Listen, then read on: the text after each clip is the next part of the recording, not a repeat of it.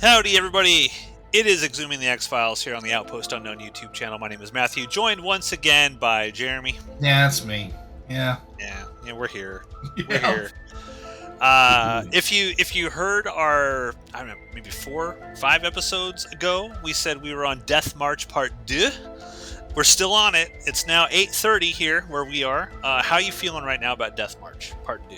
I'm ready. I'm ready for it to be over, man. Death March. We're like on the long walk now. It's just you and I. We're the last two left. we're just walking. We'll see where it goes in what 2 more episodes after this. We'll see. Oh, God. But yeah, this is episode 23 of season 4. We're talking Demons, directed by Kim Manners, written by R.W. Goodwin. Did you have any recollection of this episode from when you were a kid? Yes, I did. Okay. What'd you remember from it? The weird hole or head drilling stuff and the flashbacks that Mulder kept having about his parents arguing about some shit over and over and over again. Yep. Same thing here. I remember the weird way in which the memory flashback stuff was filmed. Because I remember when I was younger, I was like, "Oh, that's interesting." They didn't do sort of like the typical, sort of like the old sort of scratched film and stuff. It had like a weird look to it, and I was like, "Oh, that's interesting." That always stuck with me. But we're talking Demons. What happens in the cold open here? Well, it starts with no epilepsy warning. It's just flashing lights right in your face. And I thought that was kind of weird because normally when television begins nowadays, you see something like that before it begins. Yeah, this episode might kill someone if they're not expecting it. So it starts with Mulder is having a dream that Samantha woke him up, and there's all these weird, like demonic, chants going on in the background. And he's seeing both through his eyes, and then sometimes he sees his younger self from a third person perspective. But they're sitting in a loft in some house watching their parents fight about something. And Samantha his sister is really, really scared. I wrote here that the flashing lights look kind of cool in 480p. And then he wakes up in a flop sweat. Mulder wakes up in a flop sweat. He's asleep on the floor. So remember fake Mulder from a couple episodes ago? He had a legit complaint that he doesn't have a bed to sleep on. Yeah. Then he looks down at his chest and he's covered. He's got blood spatter all over the chest and belly of his shirt. First call he makes is to Scully, says that he's in a hotel in Providence, Rhode Island, with no idea how he got there, and he doesn't think the blood on his shirt is his own. And we get to the title screen. Dun dun dun. I like the setup.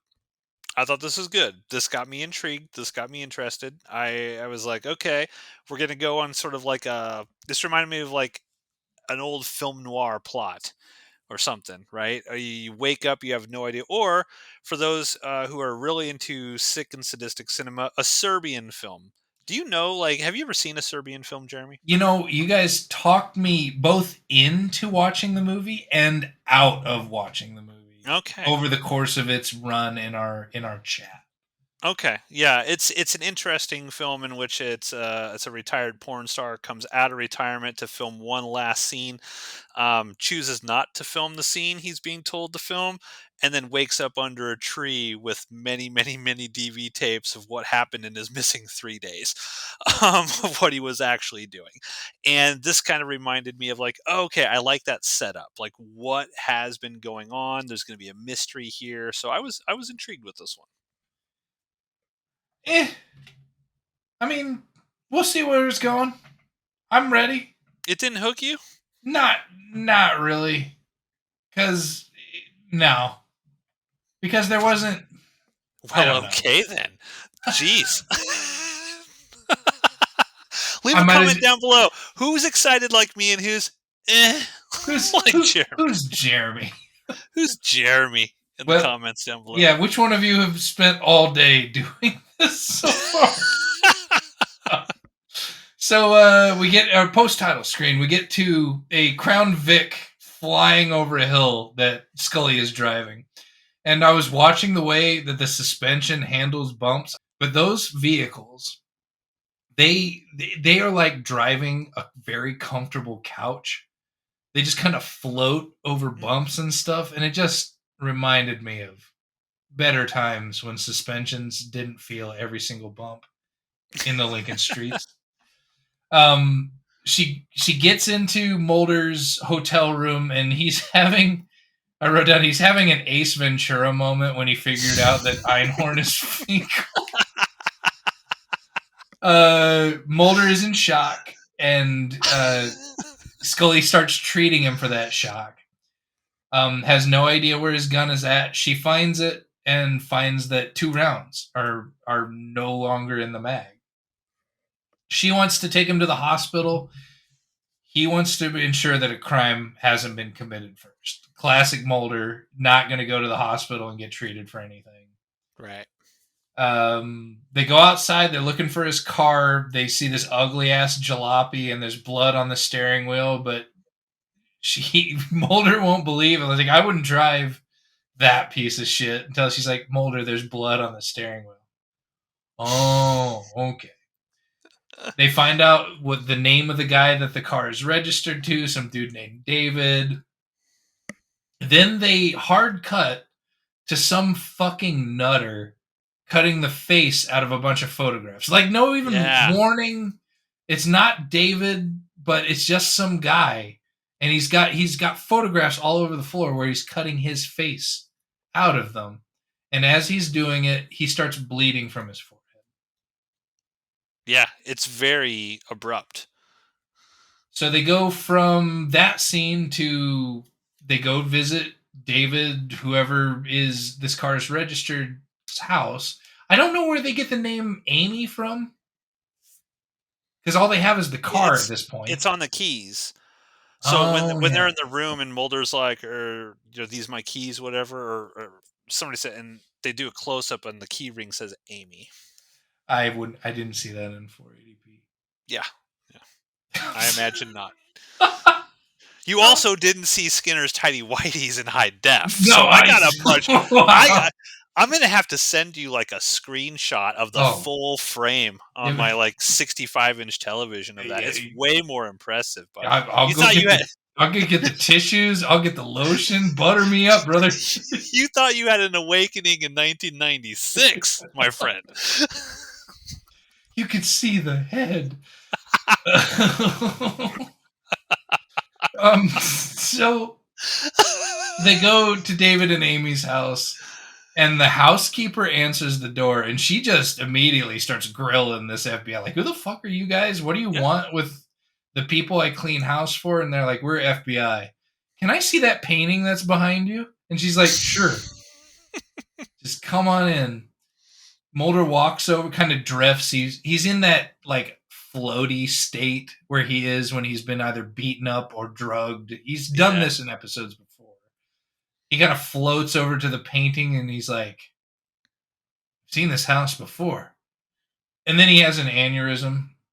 In 480p, he starts having a hallucination where he sees some guy with Downs, and then he sees Edward Norton smoking a cigarette, and then he comes back to, and Scully's like, what just happened to you? You just had a seizure. But they go and find the house from there. Like, instead of going to receive medical treatment as Scully is demanding, he's like, no, we need to go find this house. Yeah, he just keeps saying no. He thinks he's been there before. And so they find the house immediately. I think they just get a vague clue or from the housekeeper. And like, why would the housekeeper know? She just cleans houses. No, I thought they went. I thought he had the aneurysm right at the painting. But I thought he had one before when they were outside as well. I thought he has multiple aneurysms throughout this episode. Oh, yeah. I mean, yeah. I thought he had an aneurysm looking at it, and then when he went up to the house, the housekeeper's like, "Who are you?" He has another one when he's in the house. Yeah, looking at the painting. Yeah, because he was like, he recognized the house because he says something like, "Oh, 35 years ago, my mom and dad just happened to have a vacation house that was like a mile away from this place. So I feel like I've been there before as a kid." He's used that in a previous episode too. Oh yeah, So his parents were like big time swingers in that hood when they went on vacation. for sure. Like they went out to Martha's Vineyard once a year and just got it on with Oh yeah. everybody. Hell yeah. Cigarette smoking man was there too. Yeah. We're gonna find that out. He likes to Maybe. watch. So In his tiny whiteies. yeah. So they go to this house, and they find that both Amy and her husband are inside, and they were shot to death with just a single bullet for both of them. And it's kind of bloody, Oh kind of a yeah. gruesome, scene. And Shot in the heart. Mulder kind of comes across like at this point he's like, I'm covered in their blood. They were shot with my gun. He's kind of almost resigned to this was me. Maybe it's time to like put me in chains or something while Well, you what's figure out what funny, happened. yeah, what's hilarious about this is before that detective comes over to talk to him, Scully's like, "Mulder, they want to come talk to you and ask you some questions." She's like, "Don't say a word." Because Mulder's like, "Yeah, without my attorney present, whatever." And then she's like, "Don't say anything, Mulder." Detective comes over. Mulder starts talking, and then when we're gonna talk about this more downtown. And then as they're leaving, Scully's literally like, "I strongly advise you, Mulder, to not say anything else until I can actually investigate the bodies of these people." And I'm sitting here thinking, like, Mulder is smart, right? He knows he can't say a fucking word. Like, don't say anything at all, but he just volunteers all this information to the cops and get them to, like, "You're coming downtown. We're going to talk to you more." I feel like that was out of character. Like, I don't think he would do that. Well, he was And on ketamine at the time. yeah, and also, but here's the other thing. Where is Skinner on all this? If you arrest an FBI agent, that's a big fucking deal. We hear nothing. He Like, was Mulder's really involved in all this, he was really tired. Mitch Pileggi was really tired from last episode where he had probably. to carry a dead body around and wear his underwear. So, Fair. but that's just yeah, okay. You're right because anytime either of them have been in trouble, they just keep promoting that in this season that Skinner is doing all this shit to protect people that he cares about the most, which for some reason seems to be Mulder and Scully individually. He's also not in charge of any other agents at the agency, which I think is Yeah. weird. Well, he was in charge of Krychek for a while. Fuck that up. So oh yeah, it's autopsy time because there's dead bodies and Scully has to get in there. And she hyper focuses on this old scab on this lady's forehead and just orders a craniotomy in addition to everything else that's going on. Exhaust all possibilities. The cops show up, show him his bloody shirt, basically arrests him for the murders, puts him in an orange jumpsuit, and immediately takes him to county. Um, and then while he's in the jail cells, like cutting picture face guy from a few scenes ago, like walks into a cell and just blows his head off.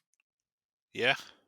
And then Scully runs in and looks at him, and because she sees the ketamine injection site or whatever is on his forehead, a scab that matches the other lady, she jumps to this wild conclusion that this is all a murder suicide pact. Like, okay, all right, Scully. Yeah, that was a little. All right. I guess we're rolling with it. Um,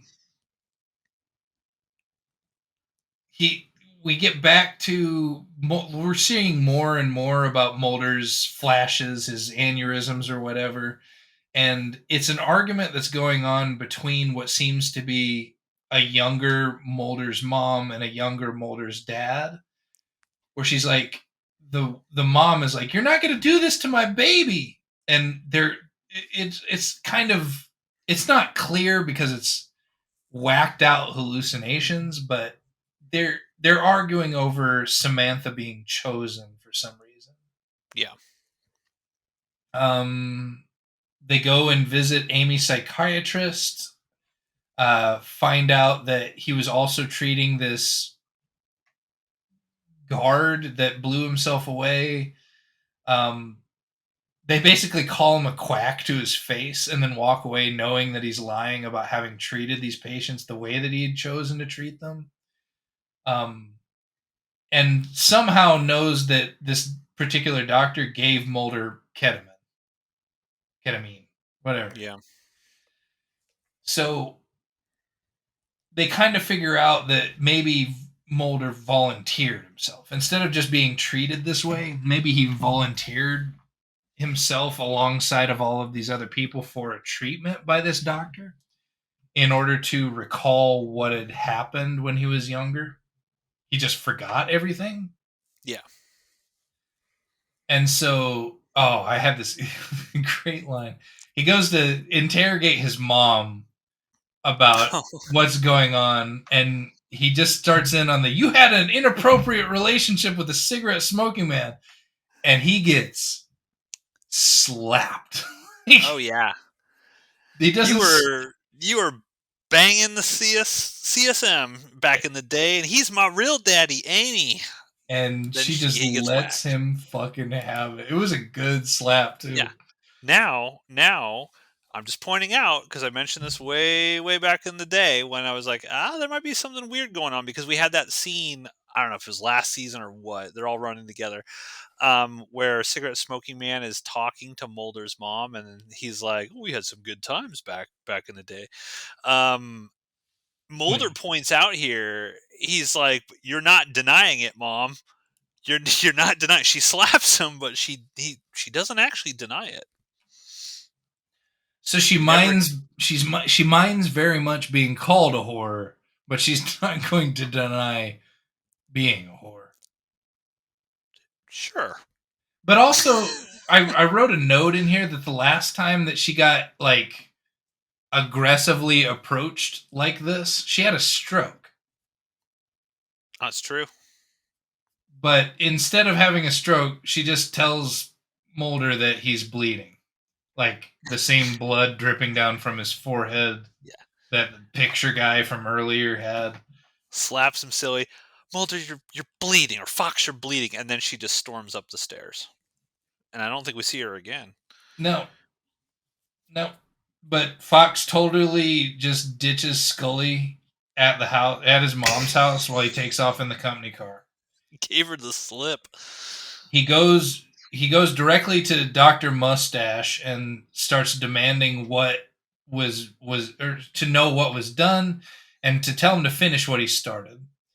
So he decides to stick Mulder with some green goo in a syringe, which I thought was reminiscent of, what is it? Reanimator? Reanimator? Like Yeah. reagent? Yeah. Yeah. Um Fox undergoes some lawnmower man treatment while he remembers stuff we've already seen in the episode, and it's just a bunch of yelling about Samantha. I It's thought funny you that's mentioned Lawnmower Man because Alyssa was down here at one point when I was watching one of these episodes. She's like, "Oh, I've never seen the." Somehow the Lawnmower Man came up. She's like, "I've never seen the Lawnmower Man. We should watch that." just out of the blue, Yeah, out of the blue, she apropos wants of to nothing. watch Hey, she wants to watch want the Lawnmower Man. Jeremy, to watch a shitty, near made for TV Stephen King movie that has nothing to do with the book? All right, cool. Hell Lawnmower Man party, my place. yeah. So he's about to get his skull drilled at some point while he's flipping out behind the lawnmower man goggles. Yeah, because the doctor actually like straps his arms down and everything and pulls out that drill, and you're like, "What the hell is going on here?" But then a bunch of cops show up and they're gonna bust this doctor. while he's taking his bloody gloves off. But Mulder isn't in the chair, and there's a fresh smear of blood on that chair headrest, so he must have just left. But he tells the doc tells Scully, he's going to exorcise his demons. And by exercise his demons, he's like gonna go hang out in a house in the dark and just trip balls for a while. Which there's no reason that why is that a problem? I mean, I don't know. She calls in a fucking SWAT team that completely surrounds the house that he's in. Somehow they know what house he's in, by the way. I never understood that. But she I talks I guess I assumed he went to his mom's house. That's what I thought. I guess I assumed that that's where he went. no, Because I thought he was going to confront his mom about it. So I was like, "Oh, is he going to go kill his mom now, or do something?" But then we don't ever see her again, so I wasn't exactly sure. But no, he's just sitting inside in the dark. Scully pulls up and tells the guy in charge of this armed cadre of fucking police, don't rush in, don't shoot him no matter what happens, but she is going in alone. And she sees Mulder. Mulder's like, "Go away, Scully. I just want to remember stuff," because he's got his eyes shut and he's at a point where he's just going through the memories in his mind. And he's really agitated by it, but he's trying to learn, quote unquote, the truth, whatever that is that's buried in his head. Mulder draws a gun on Scully for reasons that are still pretty unclear because she never tried to take him out of that situation, never tried to stop him. She was I just th- there. well, I think she was telling him to put the gun down, and he was telling her no, and she just kept pushing it. And he's like, then I gotta shoot you." And then he started shooting her. At least that's what it seems like from the outside because the cops are like, shots fired, let's go in. And they go in, and Mulder has just fired his gun into the ceiling like crazy and kind of collapsed in a heap. And Scully is kind of leans down, hugs him. They don't combust.